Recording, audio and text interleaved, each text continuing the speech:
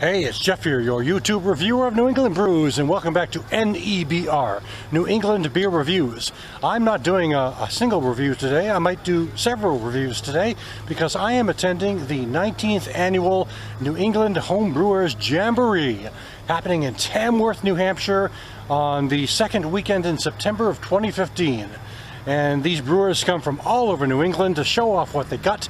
They offer a lot of styles, they compete for prizes. It's a great event. I've been to it a few times, and I'm looking forward to checking out what they have to offer this year. So stick around. You might like what you see.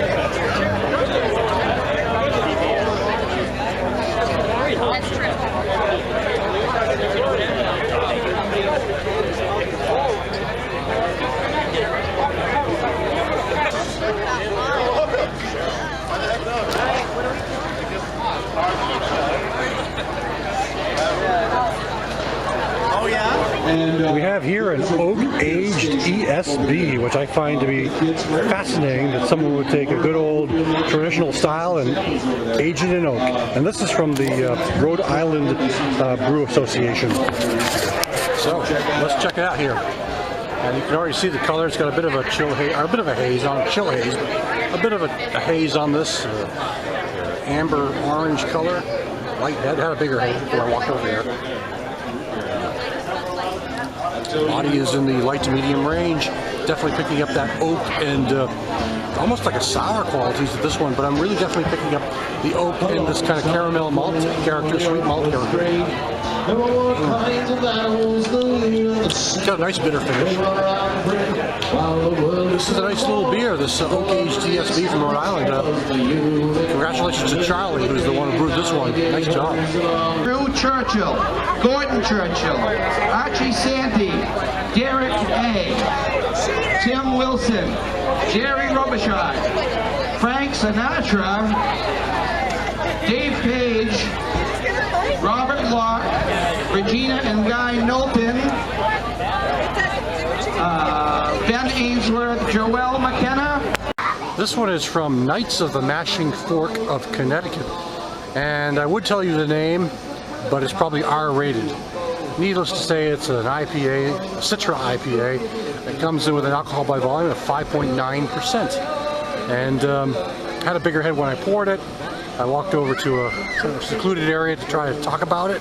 And you can see it's got that pale yellow, almost olive color, with a little white head that was bigger, but it's faded down a bit. Aroma, definitely full of the citrus character. You can hear some shooting going on because we're not far from a firing range here at this brewfest. So anyway, it's got a really sweet, the citrus and sweetness is really which I really pick up most on this beer. And that's what I think impresses me the most, at least on the aroma, taste-wise.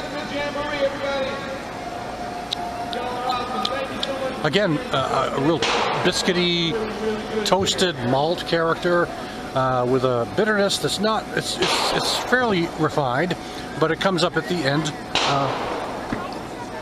and definitely lingers a little bit, not long, but lingers briefly. Easy drinking beer. Nicely done. This is a nicely done beer from Connecticut. Found it.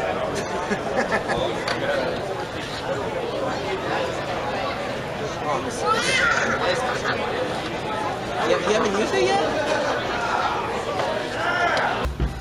From Troy City Brewing of Fall River, Mass, and my good friend Hopback Nate. This is his brew, the Sparkle and Fade. Those of you who watch my channel know I reviewed his rye a couple of years back. Nate, being a very active home brewer, is participating in today's activities, and the Sparkle and Fade has a nice yellow, somewhat heady look to it, bit of a haze and aroma, getting a nice herbal sort of quality to this one, along with the toasted pale malts. A bit of a sweetness, but it has a nice, almost like a Pilsner kind of aroma to it.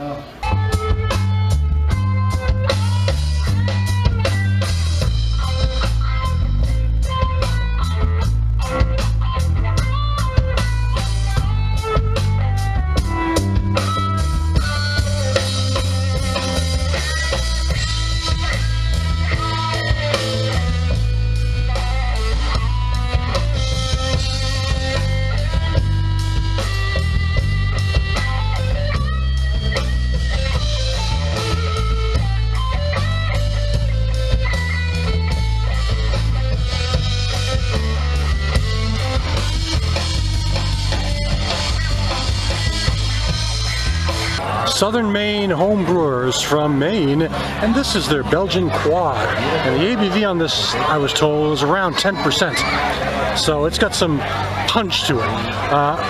Very attractive looking beer, I will say, with this kind of reddish brownish look to it. I was talking to the brewer, he was disappointed with the sweetness. So we'll check it out. Well, I don't think he was disappointed. I think he felt it was too sweet. So let's check it out. Definitely has all those Belgian Quad aromas. I mean, there's a definite roasted caramel malt, toffee malt, Belgian candied sugared character on the nose. I mean, it's nice and vibrant, a very full aroma on that taste. Okay, I'll give him that. It is a very sweetly done beer. It's got a lot of sweetness on the beer. But I don't want to be critical of it because I still think it's got a really nice taste going on, and the 10% alcohol is completely masked. You don't really notice it at all.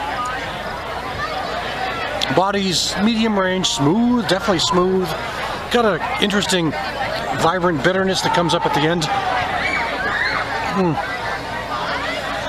Very sweet, but it lives up to the style, I think, in a pretty good way. So I definitely would have this one again because I think he did a nice job with it. So that's that. And would you like to say a few words? All right.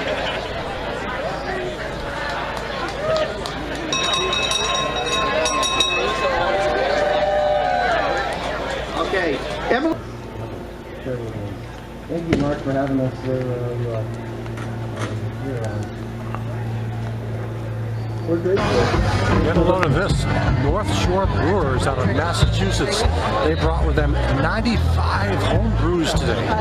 95. A lot of choices there, I guess. Gotta try one out.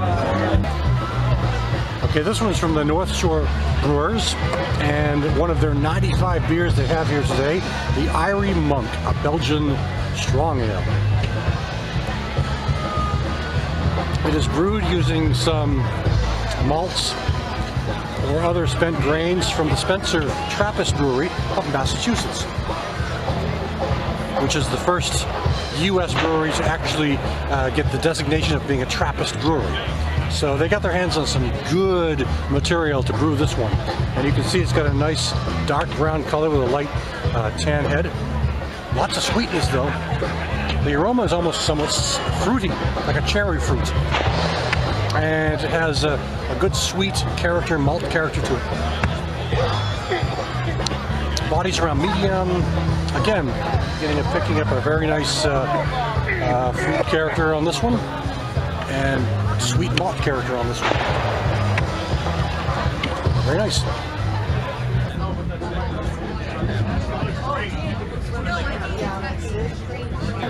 South Shore Homebrewers out of Massachusetts. This is their Russian Imperial Stout, 10.25% ABV, and it's brewed using Maker's Mark whiskey barrels. So what do you think of that? They use a high quality whiskey to do this one, so let's check it out.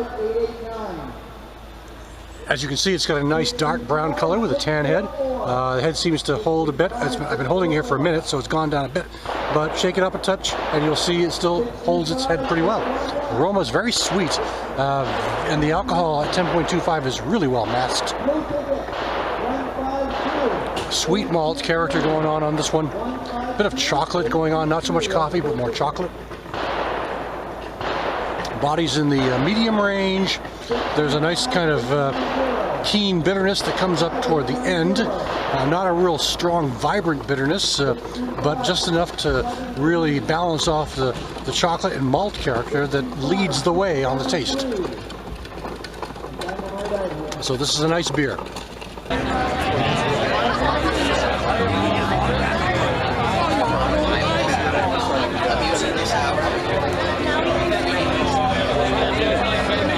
From Kraken's Beer out of Kittery, Maine, where I think it's a prerequisite to have a beer to join this club, comes their I2P2A2, a double IPA, and it comes in with an alcohol by volume of 9.2% ABV. So let's check it out.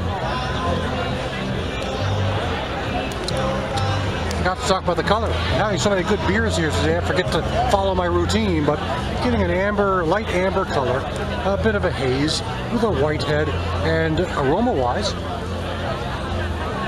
definitely picking up a good floral hop character, a grassy hop character in here as well. Not so much citrus, not so much in the tropical range. Maybe a bit of pine, so it's that kind of character. And the taste, smooth body, I will say that, very smooth, almost chewy, and good bitterness that comes up on the back end with a toasted pale malt character at first, then the floral and grassy and pine hop bitterness really kicks in at the end.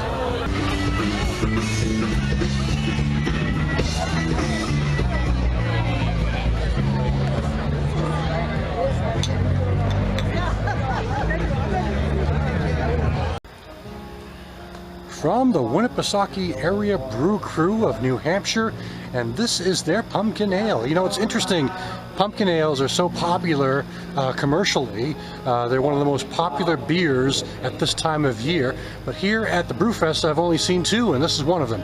So you take a look at it, it's got a beautiful color. It has a reddish amber tone to it, a very attractive looking beer. Aroma, powerful with those nutmegs and cinnamon spices and the pumpkin aromas. I mean, it's just got one heck of an aroma on this. Really inviting in the aroma. Let's check out the taste. The taste is very nice. It's very sweet and malty. The cinnamon characters are very noticeable, so is the nutmeg. I think the aroma gives me the impression that it's going to be a much more spicy and aromatic, spicier beer. But I'm not saying it's a bad beer because it's still very tasty. I would choose this one over some of the commercial pumpkin ales that are out there these days.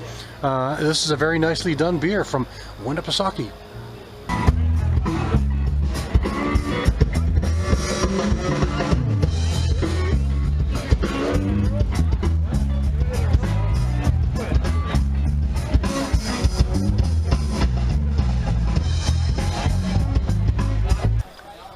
Well, that'll do it for today from Tamworth, New Hampshire, the 19th annual New England Homebrewers Jamboree.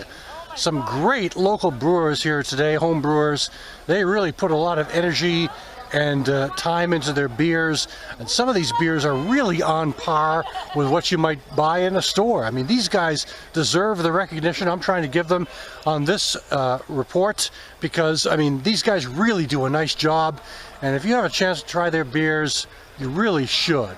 You know, I really enjoy this homebrew festival, one of my favorite events every year. So thanks for stopping by. Catch you again next time.